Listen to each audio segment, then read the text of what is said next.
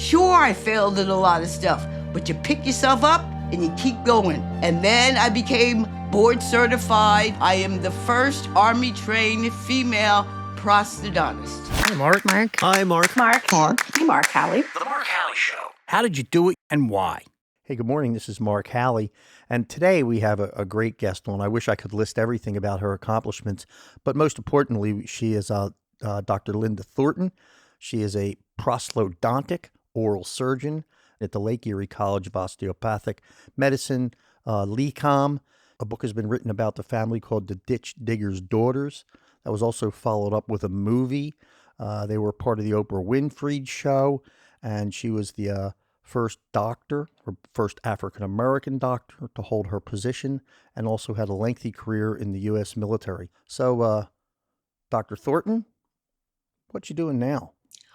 What I'm doing now is I am on part-time faculty at LECOM.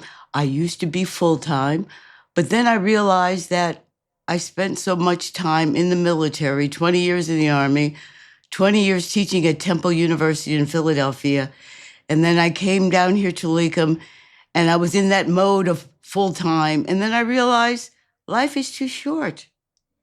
Sure I've is. got to get out there and find who I am. So it's me, I am, well, someone told me that I am a determined creature. Yes, I am persistent and determined.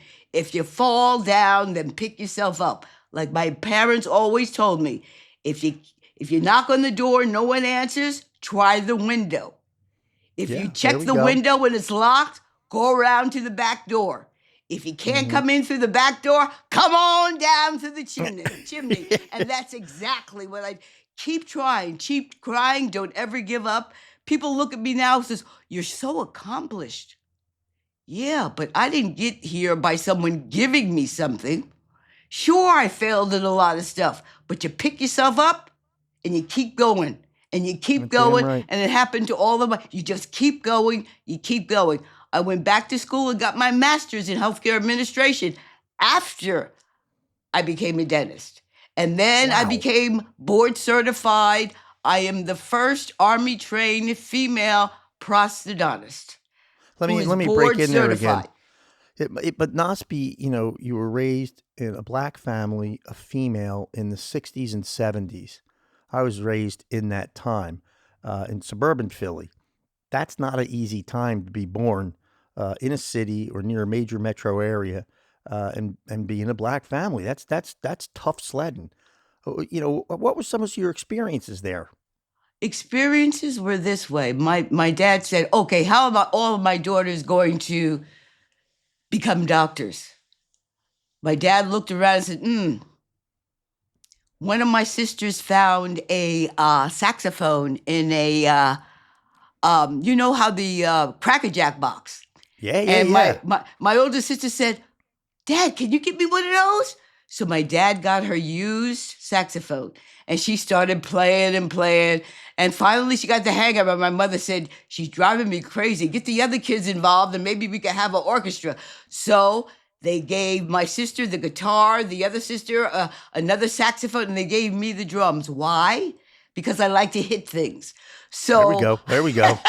So I was the lead singer for the family band, the Thornton Sisters. Let me break in there.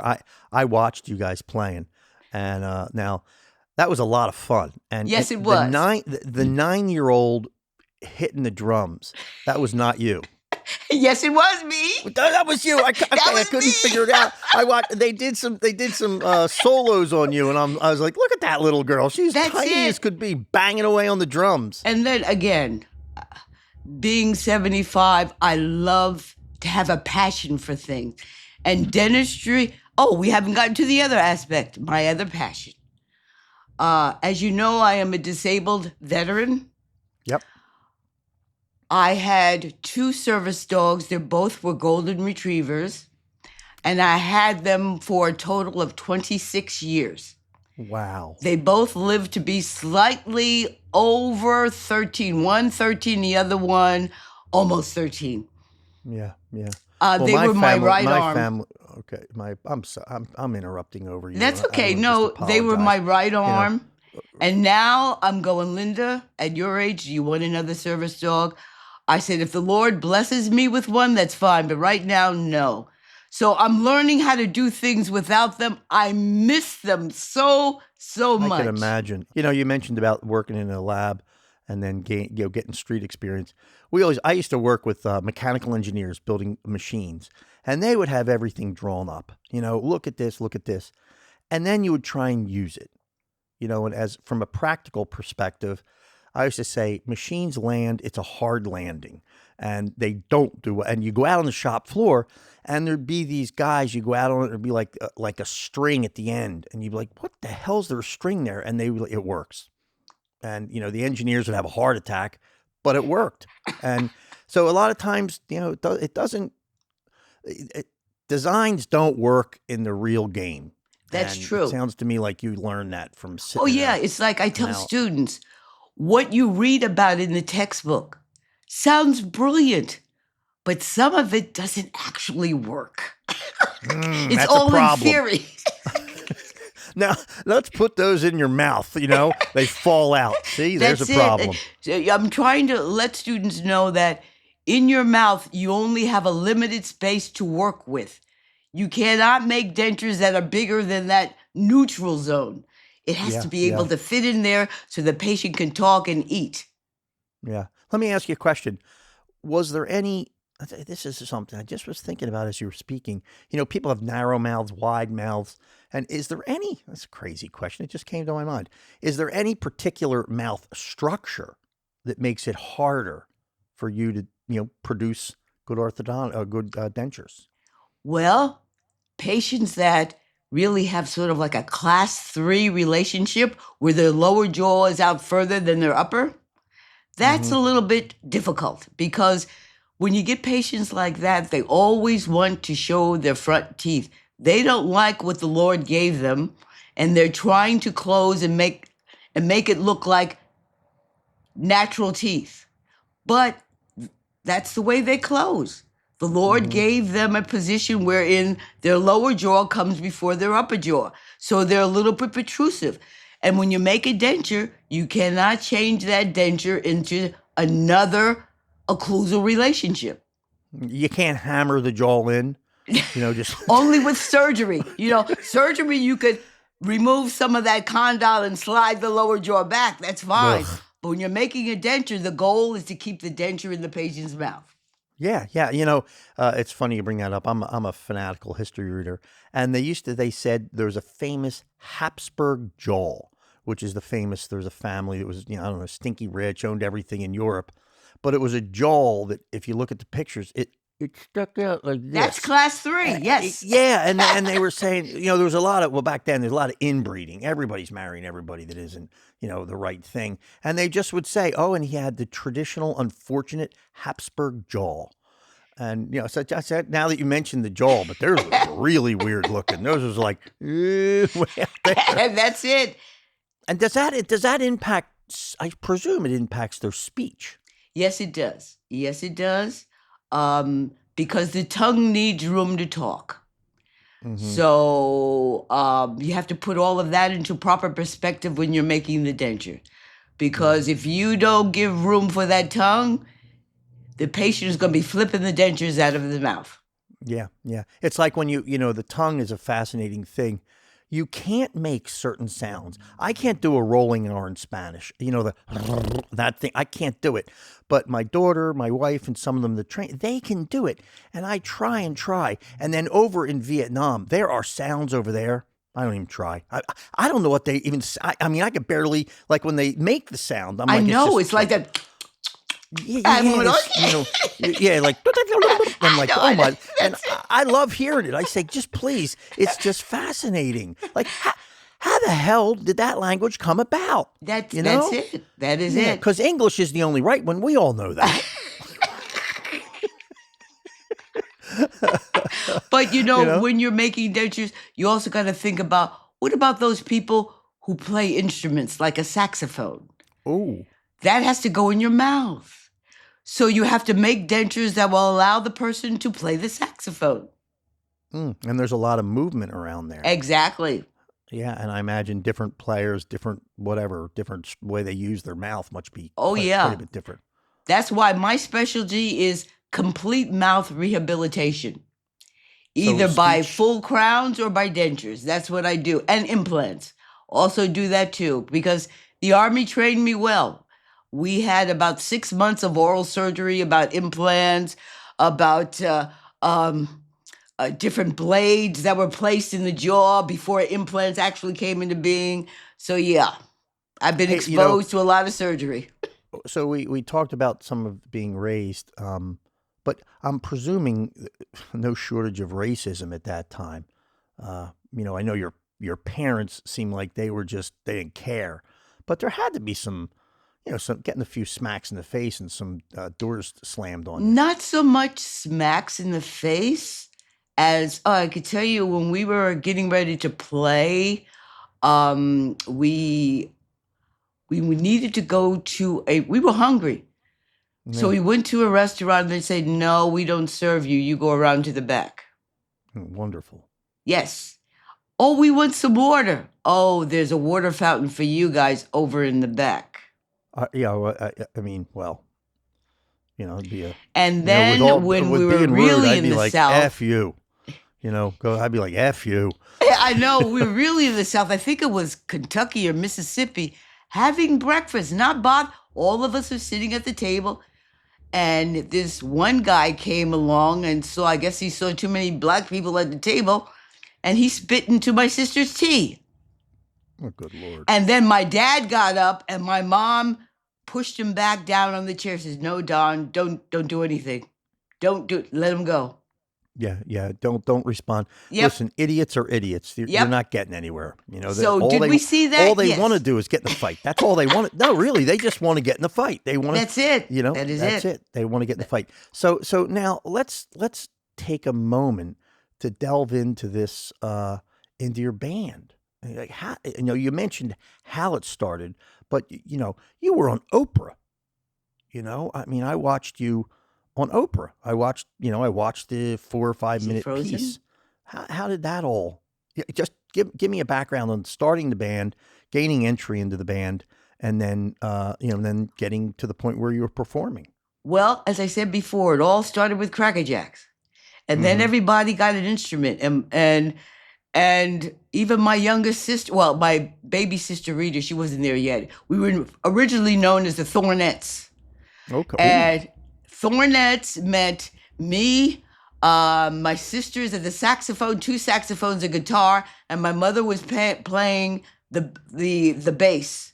She had played a floor bass. So She was playing the bass, and we said, okay, we got good. We got playing we played around the area, and people said, you guys are good. And I said, okay, fine. So my dad said, you need more instruction. So he also used to work as a ditch digger and a janitor, and I also as a bus driver for Fort Monmouth. So he went to, Count Basie used to help out the orchestra at Fort Monmouth. So we went to Count Basie, and Count Basie said, well, Mr. Thornton, could you fix my back stairs? And my dad said, well, I don't want any money from you, sir, but could you come over to my house and teach my kids? So he come over to our house, Count Basie, come over to my house and teach us how to play together. So we had a couple of years of that, and then we got better and better and better. And then we said, okay, fine. My dad said, now's the time. Let's try to play Ted Mack's original amateur hour. So then that's when you saw me at the drums. Ted Mack's original amateur hour from Long Branch, New Jersey. Let me interrupt you for a minute. I presume, I don't know, they must have been nice folks. And they were very nice. You must. I don't know if anybody remembers the Temptations. There was the bass singer in the Temptations called Melvin. Okay. And he had this deep voice. So he would pick me up and says, you just a little thing, but you could really play those drums. Yeah, the Temptations were big. Yep. They were big. And did you say the Supremes? Yep, the Supremes. Yep. Wow, that's hitting it. And then from there, we went on to play at the Brooklyn Fox. You know, we play like, I keep forgetting you don't love me no more. And now, were you getting any money out of it? We got a few $100s, but we got our name out there. But really, what really got us out of that? We went up to her dad and said, Dad, we can make a living on this. He said, no. This is just a stepping stone for you to get to your being physicians and dentists. So in the audience were youngsters from colleges and universities. And they came up to us and said, you would be great for our fraternity and sorority parties on the weekends. And that's the money that we got to go through medical, dental, and law school by playing on the weekends. We had a family band. We go to school Monday through Friday. Friday night, jump in the limousine and drive to wherever, and then get back to school on Monday. The limousine. Yes. Did it pull up in front of your house? No, my dad has it. He took a station wagon and made it a stretch limousine. Oh, okay. So it was like a beater. It looked. Yes, it accommodated all of the instruments, you know, and that's why even today I look at the instruments. You see the drums behind me. I'm going, why am I having so much difficulty setting up these drums? I said, Linda, because you never set up the drums. Daddy did it. I said, oh, yeah, that's right. So the old man came in and he put it all together for you. We were in there getting dressed. We were getting dressed. How were we getting dressed? My mother would make our clothes. We had these long outfits with splits up the side and everything. We had a fringe. You know, when we started, let's twist again. We had all of that. My mom made all of that. So we had costumes to wear, and we were getting dressed with the makeup and the wigs and everything else. So the wigs, you put the wigs on. Yes. Got to play the part. But let me roll back. So now you say, I'm going to go into the Army. And what provoked that decision? Well, coming from Long Branch, New Jersey, and knowing that my parents said that all of the healthcare work that was done on them was done by physicians and dentists who served some time in the military. Mm-hmm. I am the one who stayed the longest. I served 20 years. My other sisters served 2 and 3 years in the military. Why did I choose the Army? Because Fort Monmouth was right down the street.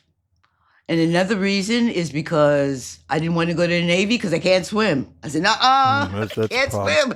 That's a problem. That's a big problem. Air Force, no. So I went into the Army. And when you were on the helicopter, you learned, that's why I wasn't in the Air Force. That's it. So I went into the Army, besides which the Army had more military bases than the other ones. So I said, okay, and I wanted to go to Walter Reed.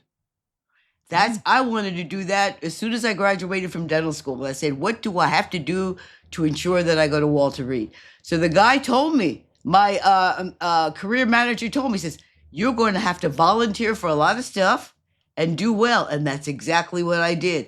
So I served 5 years as a general dentist, to hone my skills. I was a director of dental services at Fort Ritchie, which is close to Camp David. It's up around the Pennsylvania Dutch area. Yep. So I was director of dental services up there, and I also took care of the clinic that was buried in a mountain next to Camp David, just in case something happened to the president. So that was a Vietnam War. Yep. It was called Site R. So when did I get really scared? When they locked me up in Site R.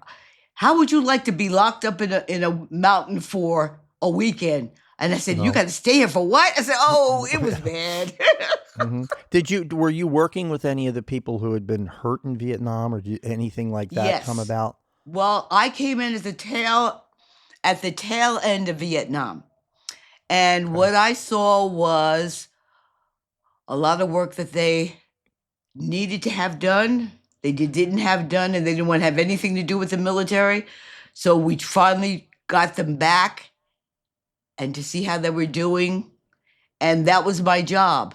Now, when you had the Gulf incident, when we had that many years ago, it was my responsibility to make sure that the soldiers were able to go out and fight. In other words, no cavities, nothing that would, and no abscesses. If teeth needed to be extracted, we make the immediate dentures immediately.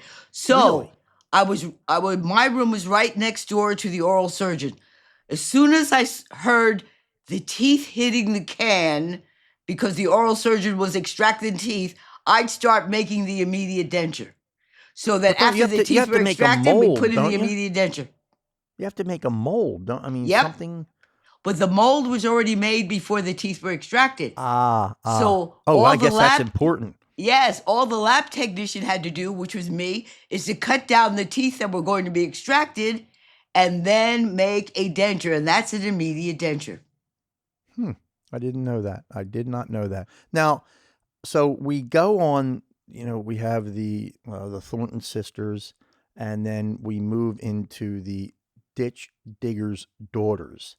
And there's a movie. That's what I wanted to touch on. Okay, the movie and the book, it basically comes from my older sister. She's 2 years older than I am. Her name is Dr. Yvonne Thornton. She is the perinatologist. She is the one who wrote the book and made sure that the movie was done correctly. Why didn't I get involved? Because I was over in Korea. She did all the work, and I'm sorry, Yvonne, I can't help you, but she did all the work. Now, how did they get? I mean, okay, so 1,000 people, 1 million people out there trying to get a movie done. They're marching down the streets. How the hell do they look at you and say, "Oh, we'll run a movie"? Well, they read the book. They read the book and they said, "Ooh, it was on the Family Channel." Yep. It was first on the Family Channel. They said, "This is a good book." So they got in contact with my sister, and she took it from there. She wrote it in conjunction with Joan Colder, who was the actual writer. So because my sister got all this information from my dad off of tapes that she was talking to my dad for many, many years before he passed away. And it was like she had to talk my dad into say, "Dad, Mom wants a book. And Mom is no longer with us. She's passed away. But you're still here with us. We need to have tapes from you so that people will know more about the Thornton Sisters, so that our mom could finally have a book in the public library." Well, that's cool. What happened. I think it was for 2 years, my dad sat with my sister Yvonne and just talked. And it was those tapes that Joan Colder used to make the book and to develop the movie. Do they attempt to find somebody that has a resemblance to you? Yes. Or is it just, okay, yes. Okay. Yes. I think one of them got the award. The young lady who played Jeanette Kimberly, she got an award for that. So yeah, an ACE award for that. Wow. And then I remember I saw the one named Carl Lumbly. Yes. And there was another woman, I got her name here, pardon me, Galen Gorge. Yes. But they played on some serious stuff. Yes, they did. Carl Lumbly was the mantis, in a show that ran for like 5 years. Yep. And then the other woman was on Cagney and Lacey, RoboCop. So these are not, just little old folk grabbed off the street. How did it come about that you were on the Oprah show? The Oprah show happened because of Yvonne and the book and the movie. I think one of my sister being the periodontologist, she knew the secretary of Oprah, and she said, "Dr. Thornton, you should be on that show." So my sister going, yeah. And all of a sudden, about a year later, they said, "Oprah wants you to be on the show to be Parents of the Week." And that's how it happened. Wow. Through my sister Yvonne, because she works in New York City and she knows so many people who know so many people. Yeah. But getting Oprah's attention is no easy task. Oh, yeah. My sister even met President Obama. Really? And they were given copies of the book. Wow. Well, now, I guess one of the questions we commonly want to get at here is, and I think you've answered it, is, why were you intrigued by this life, and what kept you in it? Kept you engaged, and avoid not accepting knockdowns and pushes to the side. Because that's life. And the Lord has put me on a journey. And it's my journey to just keep going and never give up and be happy. Enjoy who and what you are. And that's one of the reasons I had to find out who I was, because I had worked so hard. Now being part-time, I'm going, ooh, I like to do that. Ooh, I like to do that. Find out who and what you are. That's extremely, How do you do extremely that? important. How do you think somebody? I mean, advice. Not that you don't bump around a lot, but what? Yeah, that's a mouthful to say. Find out who you are.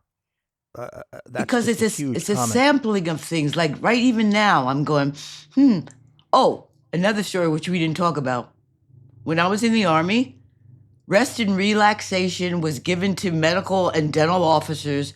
They would say, "Where do you want to go in Italy?" So most of the officers would say Florence, and they say, "Okay, Dr. Thornton, where do you want to go?" He says, "No, I don't want to go there. Too many people going there. What's the island off of Italy?" And he That goes, Corsica. "Sardinia." He says, "That's where I Oh, want to that's go." right, Sardinia. That's right. Yep. So he goes, "Sardinia is nothing but farm country." I said, "I don't care. It reminds me of New Jersey. I want to go." So they dropped me there for a week. I No. had the best time. When I left, I said, "I'm coming back." So one of the first things I did when I got all the Hilton points, I went to Sardinia, and I'm going, this place has not changed. It's still Oh, beautiful. yeah. I brought the kids to Corsica. We had this big vacation. We're like, woohoo, check us out. And we did Italy, and then we went to Ireland, which my kids are half Irish, I'm Irish, and Corsica. And then at the end, I said to them, what place did you like the most? And they said Dublin. And I thought to myself, well, that's interesting, because that's their heritage. And apparently when they got there was just a feeling of like, oh, I kind of belong here. And I just thought that was pretty cool. Not that that's where your finding was, but a place like Sardinia hit you. It hit you, and it resonated. That's it. And you got to do, just the thing is, someone keeps asking me, "Are you happy?" And someone said, "No, you don't want to ask, are you happy? Do you have joy in your life?" And yes, I do. I have bountiful joy. Well, that's I a good appreciate answer. everything that's happened to me. My dogs have given me, sort of like a charge in life. I call it the billows effect. They have given me that energy to stoke the fire, to keep going. And when there are times when I think about my service dogs that are no longer here, I said to remember, you brought them happiness. They gave you joy. That's the billows effect. That keeps the fire going. And I just keep going. Good memories, and try to even get stuff out of the bad things. There's always something positive about life. So don't look at the bad, negative, bring it. look at the positive. Sure. And let's conclude here by, my understanding is, you're going to go back and play those drums like Ringo Starr. So now I guess what we say is, introducing Linda Thornton, the famous drummer, and we can't wait to hear.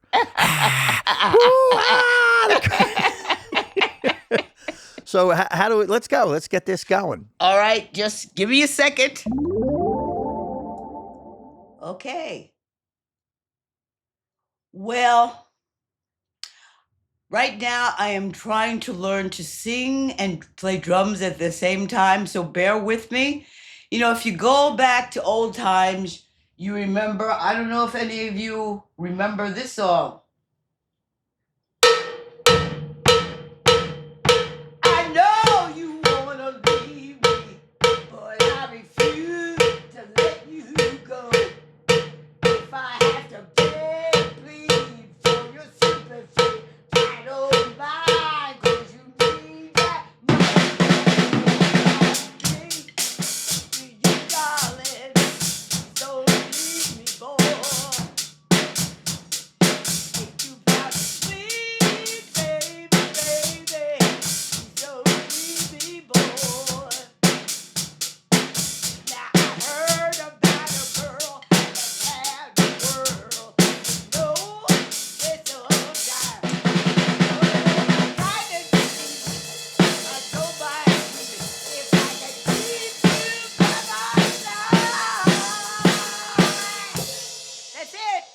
Whoa.